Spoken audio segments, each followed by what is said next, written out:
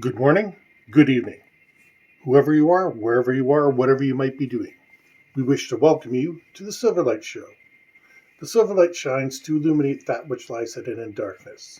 For those of you tuning in today, we welcome you in. I was following this case of a woman and her family who returned abroad from Africa, and of course, they transited in Germany. Naturally, they were expected to do a pandemic test there and when they arrived here. And they were told they had to wait in the pandemic, they're calling them pandemic hotels. We'll get into that in a minute. And she started complaining because her home was, quote, right around the corner, end quote, and she didn't understand why she shouldn't just quarantine there. Well, in this case, whether you're pro-vaccine, anti-vaccine, whatever you might be on the vaccine spectrum, I think we can all agree that until you get a clean bill of health, yes, it's inconvenient, but stay at the pandemic hotel. Because that way officers and everybody have a chance to see you. But the thing is, what I find confusing is we keep getting this notation at all these articles that say, oh, being in a pandemic hotel is like being in jail. This is something I've started to find curious. When I think of a hotel, even a pretty lousy one, it's nothing at all like jail. I mean, you're probably getting room service if they want you to isolate. Maybe it's not the best food on the menu, like no steak and lobster, but I imagine you're not getting a hamburger and french fries every single meal either. But no one's really gone in and done any sort of expose on these pandemic hotels. Are they just like regular hotel rooms? Are they somehow stripped down? I can't imagine a hotel chain of any description. Okay, let's pick on Holiday Inn. Holiday Inn is not going to strip down a hotel just to have some pandemic rooms in there. They're going to have rooms set aside. They're going to make sure the ventilation is somehow separate from the rest of the building.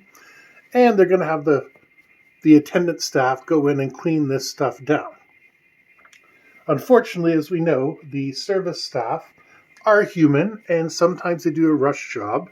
So you need a little bit more of supervision to make sure that they Febreze everything, they disinfect everything, etc., etc.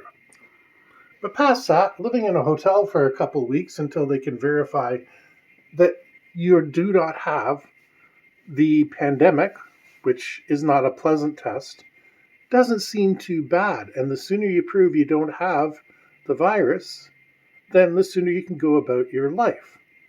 But people are treating this like the greatest inconvenience. It's been 2 years now. You know, if you go anywhere, and I imagine they'll be closing the border to the United States soon. You know, if you go anywhere, you're taking a risk that some sort of new pathogen is going to come out of that country and you're going to bring it home with you. And quite frankly, while this is draconian, like I said earlier about using 18th century measures to combat 21st century disease, right now it's pretty much the only reliable thing we have. And believe me, it pains me to admit that.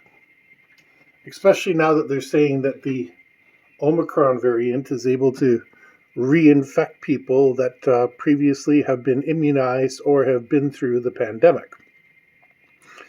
That's some scary stuff. But it's even scarier that people are unwilling to self-isolate in a controlled environment.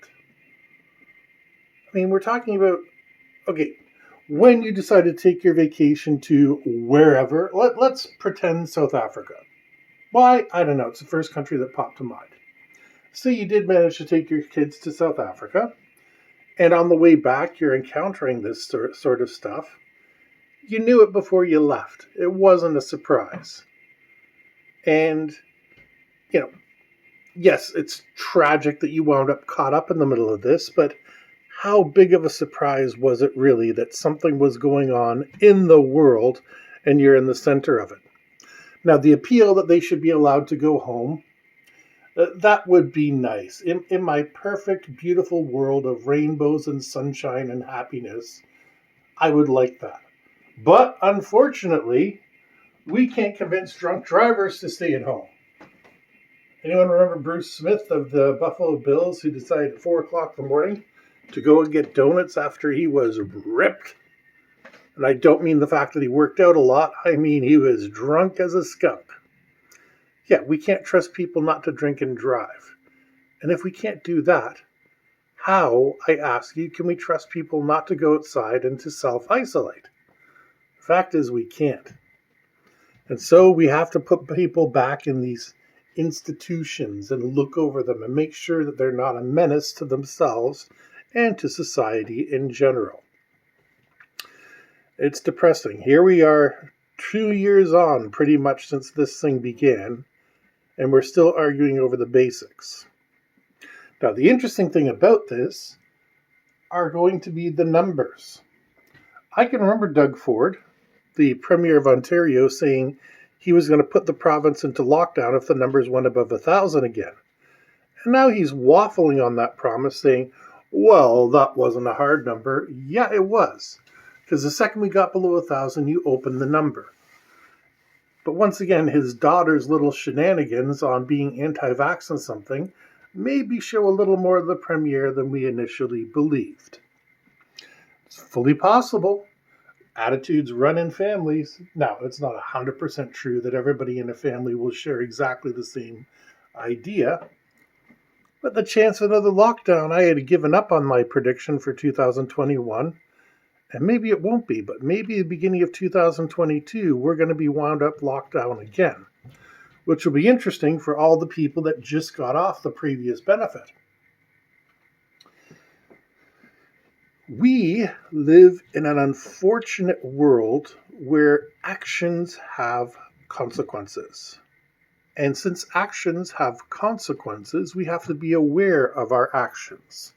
So, unless you're one of the people who absolutely disbelieves in the existence of viruses, and there are people out there who are like that, they believe that viruses are side effects of the cells fighting whatever infection it is. They don't actually believe in infections, though. They think it's all internal.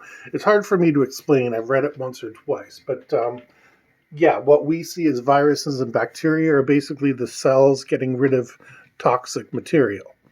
Kind of like you would get rid of toxic material by pooping or peeing it out.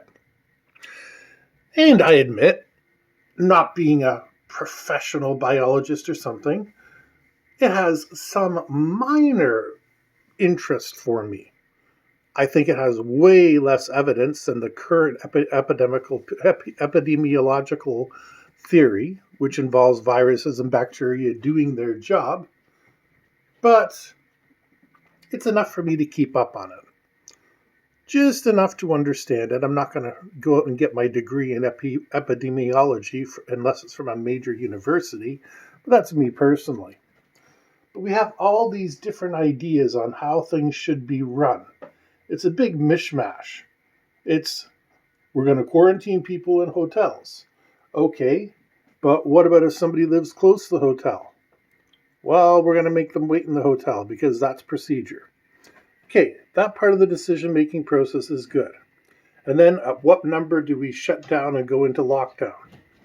That's another good question because unlike last time where people were getting $2,000 a month, they rewrote the legislation so that people only get $1,000 a month. So people who are thinking, oh my goodness, I'm locked down, but I get $2,000 a month, are all in for a really big surprise. There's less money now. There's half as much money now as there was before. And then we have to decide whether we believe in a virus, which is comical in my opinion. Yes, viruses exist. I would argue this one's a little more political than it is anything else, but I'm not denying that it's infectious. I mean, I've been around office places most of my life, and every single time, one person comes in with a cold and they infect everybody in the office. It's ludicrous how we don't understand that in 2021 when I've been watching it since the 1980s. Of course, there's always one fool that comes in, no, I'm fine, I'm just going to do my work. And of course, they get everything all over everywhere. It's usually the person in the office that's touching everything and stuff like that. So what are we going to do? Not go to work? We're going to run out of hand sanitizer and toilet paper again? We're going to wear gloves everywhere? No, we need to encourage people to stay home and stay isolated. You know what? It sucks that the place that you're isolated in is close to your home. I admit that. Home is where your comfort is. That's horrible. But you went abroad during a pandemic. You knew the possibility was there.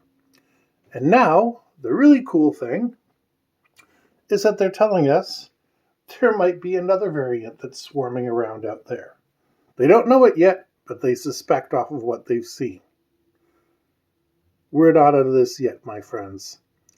And we're out of benefits for people. Everyone's expected to be back at work. So what exactly are people supposed to do in these situations? People are probably going to start losing houses and apartments and all sorts of things very shortly. It's a sad commentary on the state of affairs. And honestly, I don't know where we go from society from here. $2,000 a month was a lot for the government to bear for so long. On the other hand, for people, that's barely the minimum. Once again, going to take a look at this apartment building. I can't really do my finger too close. But this apartment building right here. There's no way those apartments are less than $2,000 a month. So if you and your spouse together are living there, fantastic. You can afford food and rent. But there's a lot of single people out there that have a couple kids. And they've got to afford food, rent, some sort of way to entertain the kid or kids. And that $2,000 goes away awfully quick. So the system as it is not working. And maybe it's time to start considering a system that does work. Not talking communism, not talking socialism, because those are hot button topics. But maybe we should have a legitimate social safety net for times like this to take care of people. Remember, employment is actually up. All those people who said, oh, people are going to sit at home and collect the collect the benefit and not work, were proven wrong. And not just in Canada, but in countries around the world. So there's no reason at all for anybody to be saying there's no reason to have a social safety net because it makes people lazy. Yes, it does make people lazy. There are a few people that would rather sit at home and play video games than do anything, but I would argue that there's such a minority, and they're kind of a self-fulfilling minority. You support them 20, 30 years until their pension age, and then there's no difference from them and the rest of the company, the community. We need a new way of thinking about social benefits so that people can get by. Because right now people are not getting by, and it's a real tragedy. We hope you enjoyed this episode of the Silverlight Show, even if it was a bit depressing. If you did, please hit like, share, and subscribe, and we hope you have a fantastic day.